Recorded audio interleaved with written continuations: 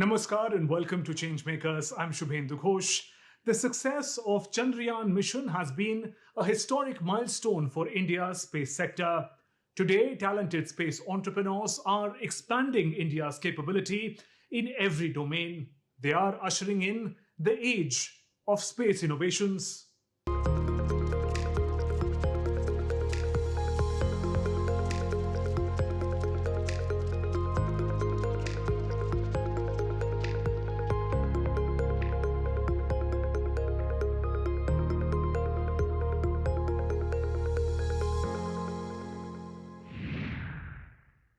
For a long time, India's space program was synonymous with ISRO, and now new age entrepreneurs and startups are building upon this foundation and developing solutions that not only make India self-sufficient, but also a global leader in many space domains. Our change makers are making access to space quick and affordable through their on-demand launch vehicle. They are building cutting-edge constellations of Earth imaging satellites. Here's how.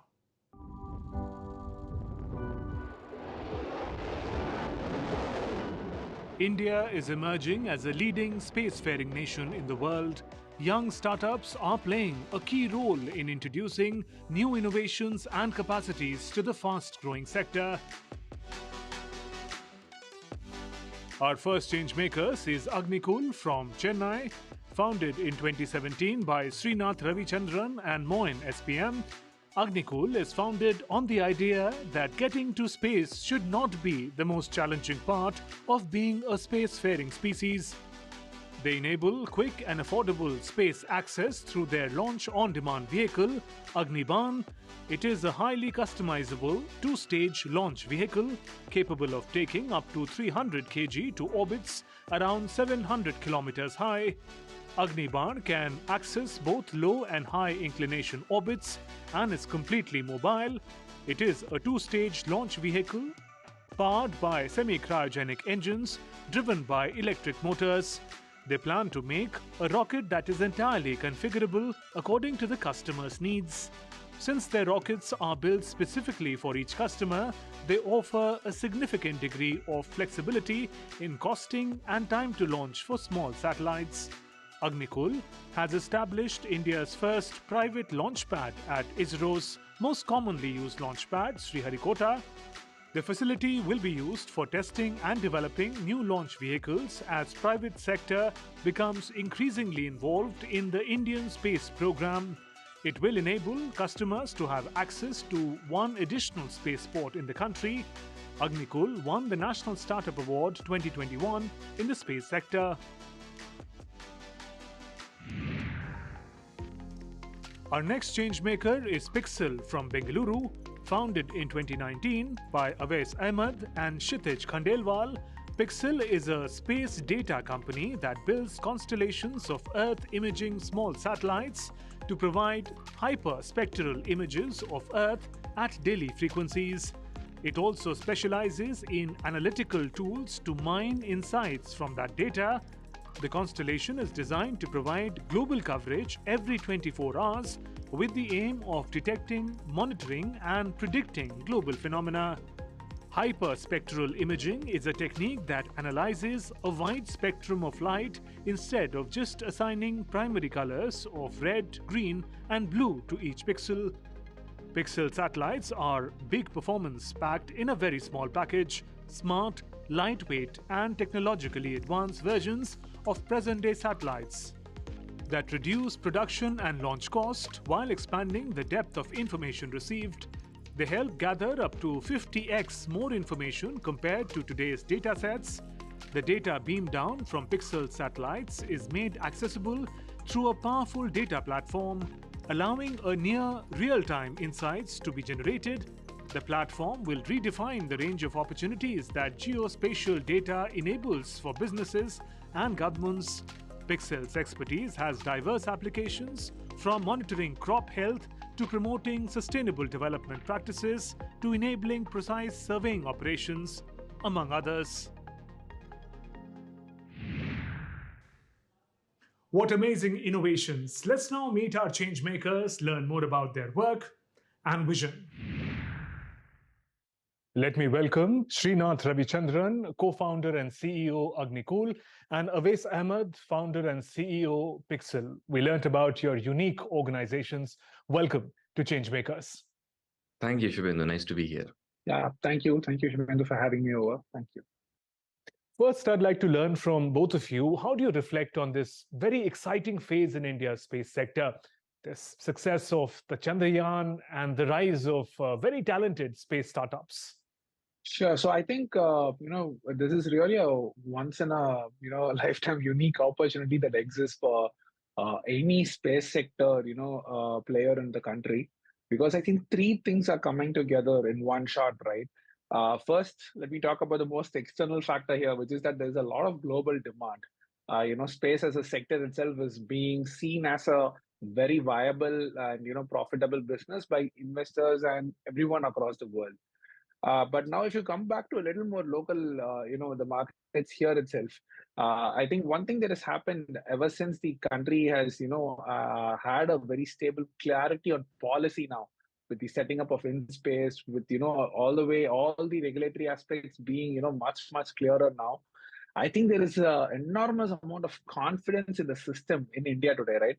So customers, investors, vendors, everyone actually is taking our entire ecosystem very seriously. It is becoming about ISRO enabling the private sector to participate. And finally, I think because of these two things happening, today we are able to actually find a lot of investor interest for doing business in India in the space sector. So I think literally, if someone wants to do a private space sector enterprise in India, today might be the best time, since the space sector actually even got established in the country. Yeah, I think I mean it's the start of the golden age of private space. I would say we are still not there yet at the golden age, but it's a great start, and that's because as we have seen over the last 5 to 6 decades, ISRO has done a tremendous job in terms of the budget that they've had and what they've been able to achieve with that, and putting India literally on the global map and being one of the superpowers in space. But there's one organization can hardly do everything, and so finally when in 2020 there was a decision by the government to actually not only liberalize space but actually actively promote and motivate space and private space, I think things started to change then. There was a lot more regulatory certainty, there was a lot more optimism in general, and the fact that companies like ourselves could build on top of what ISRO had done. We could build on top of the infrastructure that existed, on top of the experience that they had, on top of the expertise that existed, and which means that we have all the necessary ingredients to build world-beating companies from here. When you add the bonus of the cost advantage that you have here, and we have started to see glimpses of actually successes starting to come out. Right, we launched India's first private satellite in April last year. Very quickly thereafter, there were about 3 more satellites launched by a couple of startups, including one more by us. There was the suborbital rocket launch by Skyroot, and there's one soon coming up by Agnikul. So I would say we're starting to see glimpses of success stories actually coming up, and it's not just at the ideation stage, it's not just at the vision stage. And so I think that's very exciting to see. But I think the next 5 years is where the real progress will happen, and at the end of that period, we will actually see some companies standing toe to toe with some global companies as well. That's very interesting. Let's now talk about your individual enterprises. Let's first talk about Agnikul. Srinath, I'll come to you. How's been the journey of Agnikul from an idea on paper to having your own space launch pad? Sure. So we started in December 2017 at the ID Madras campus, actually within the Combustion R&D Center there, called the National Center for Combustion R&D, with Professor Satya Chakravarti's help. And then I think the next thing that we had to do is put out a rocket engine. The approach we took was to do a completely single piece 3D printed rocket engine, where all aspects of the engine 3D printed, that too in a single shot. So that's where it started, and I think it took us about 2 years to get there. So 2019 is when we actually made that rocket engine, and to successfully test fire it took us till 2021. But along this journey, by the time we were at that point, the government had already opened up the sector. Through the Atmanirbhar initiatives that were announced, we also understood that the private sector in space side is also going to be opened up. So this allowed us to get in, certain meaningful amounts of investments coming in. So along the way, whenever we are putting out prototypes, when we are having technological milestones being achieved, we were also able to garner the interest of investors. I think that is continued even till this day. So I think in 2021, we signed an agreement with InSpace. 2022, we were able to test our engines at VSSE in ISRO's facility. We were allowed to, open our own launch pad within Sriharikota last year. And I think now this year we have done our engine qualification and now looking at a first launch, very soon, probably the next 6 to 8 weeks before the end of this year itself. Yeah, and I think also we have been able to raise a fresh round of funding as well very recently. So I think all of this has happened. So in terms of what is next for us, it's about getting this first launch done, getting ready for the commercial launches, and starting to add value to our customers. That's great, Srinath. Now, you seek to make space travel quick, simple, and affordable. How are your innovations, the launch vehicle, Agniban, how are they unique as compared to similar solutions in the country and outside? So Agniban is a very unique vehicle because it's actually a customizable rocket, you could say, right? Depending upon the mission that the customer wants to fly, and by customer here I mean anyone who wants to, put a small satellite in space, we are able to tailor our rocket, right? So let us say, for example, the customer's mission is only a 30 kg satellite, then we are able to fly Agniban with lesser engines, right? But if we are going to do a 300 kg customer, then we are able to fly Agniban with more engines. So it's sort of, the vehicle itself is not like a one size fits all solution. Instead, it's a solution which is actually tailored to the particular mission, to the particular launch site, and to the particular orbit. Why is all this relevant? It's because of the customization, we are able to address what a customer wants in terms of pricing, right? Because you're not forcing people to, buy the entire rocket capacity for a larger rocket, or just wait for others to come and do a ride share. Instead, we're going to be saying, hey, if you want to ride independently to space, you can get that at your will, at your timelines, and at a cost that's still reasonable. So that's what really Agniban brings to the market. We believe that customers do not have that flexibility today, and that's what we want to offer. Right, Srinath. A little more on that. I learned that you've created one of the world's first 3D printed rocket engine. Tell us more about what goes into the customization of the launch vehicle for your customers. Yes, it definitely is one of the ways in which that the customization is possible.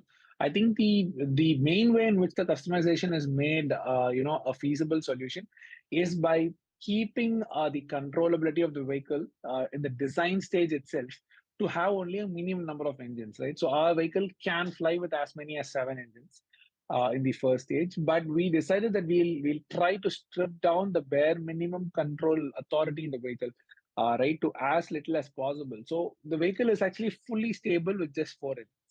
Every engine that we add above that is about just adding brute force energy to the system to take a larger satellite to orbit, right? So that is what. So what is allowing us to do this is literally from the very first version of the vehicle, the ability to take out engines was always considered. And the fact that the engines are 3D printed allows us to make it even more customizable because they are exactly identical engines and it barely takes any time to make them. So you can just knock off engines and make the rest of the vehicle and fly it.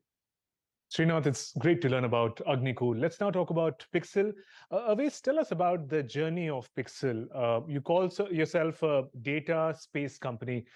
How do the two domains come together? Sure. So I think, yeah, in the most basic sense, we're a data company. What we do is we sell data to our customers and we analyze information from data.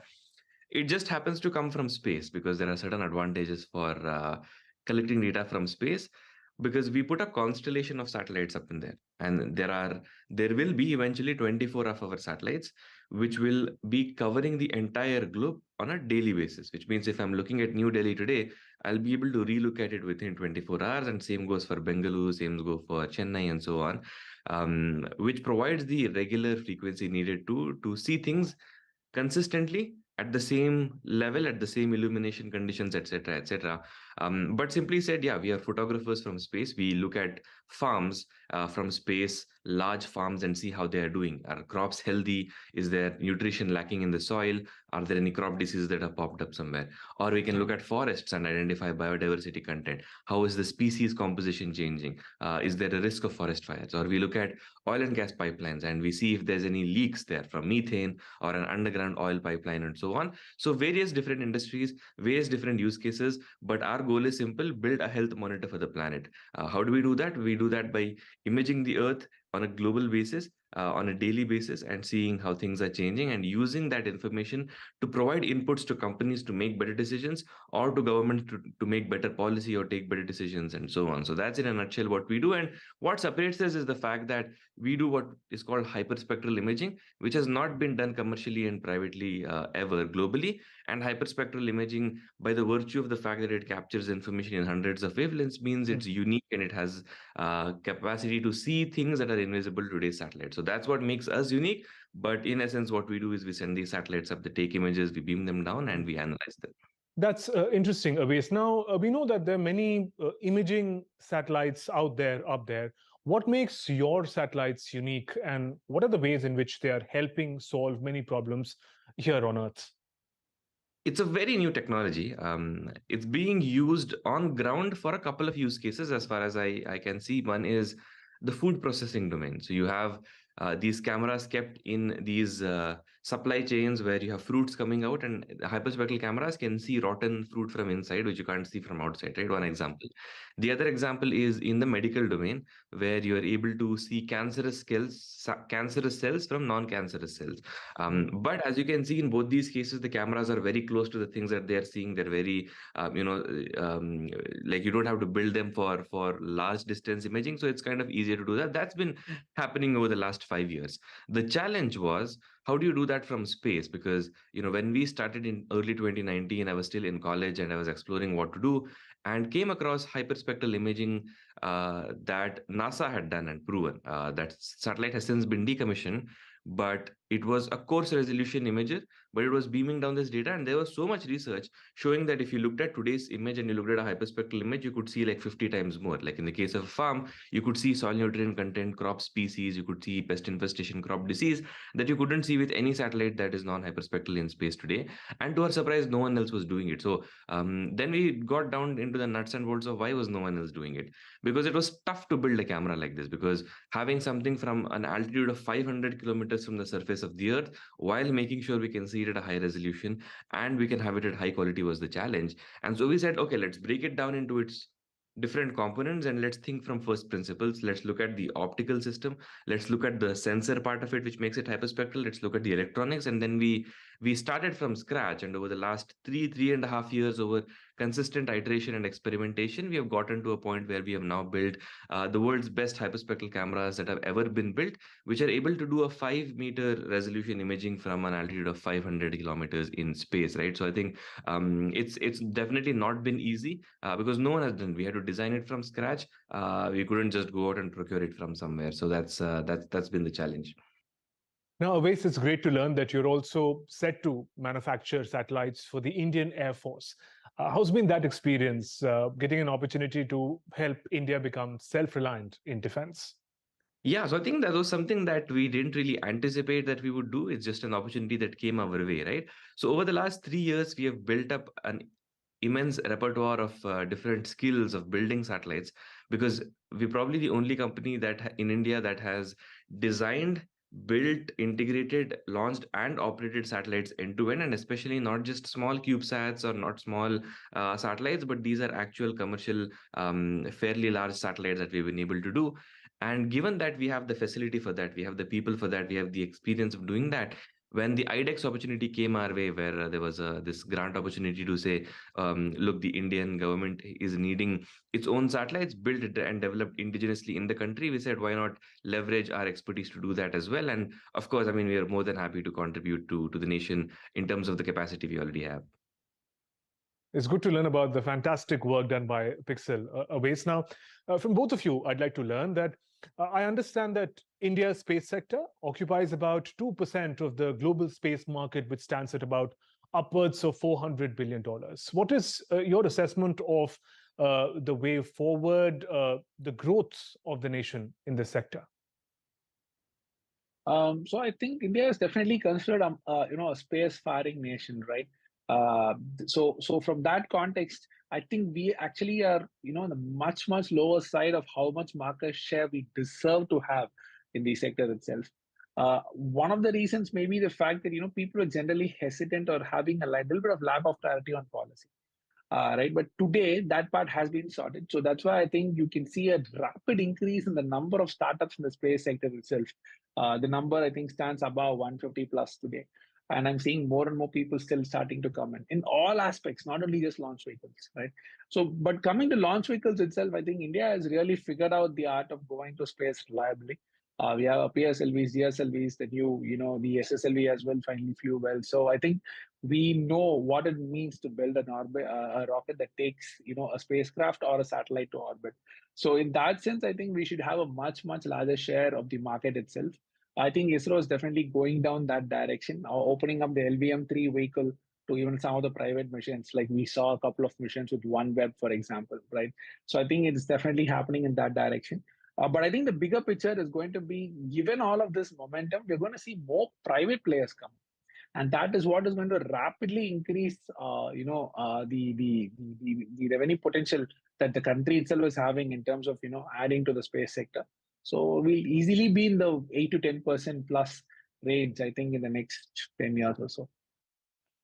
Yeah, so I would say there's two modes of growth that there will be. There will be a domestic growth. There's a lot of need for indigenously built space technology, not just for ISRO, not just for strategic purposes, not just for civil purposes, but for all of them.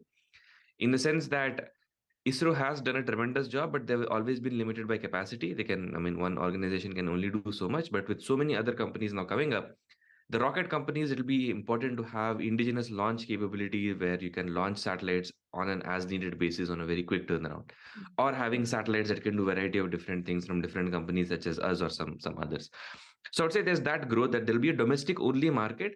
These will not need to be unique technologically. These will not need to be something that you need to innovate on, because this is something that the world has done, that India will need, that the private sector will replicate and build for India at the most basic level. So there's a national market that will exist, that will grow. And then the more important one is, how do you go out and tap the larger market that exists in the world, especially in the US, Europe, Australia, and so on. And that's where that growth will sort of need to happen, right?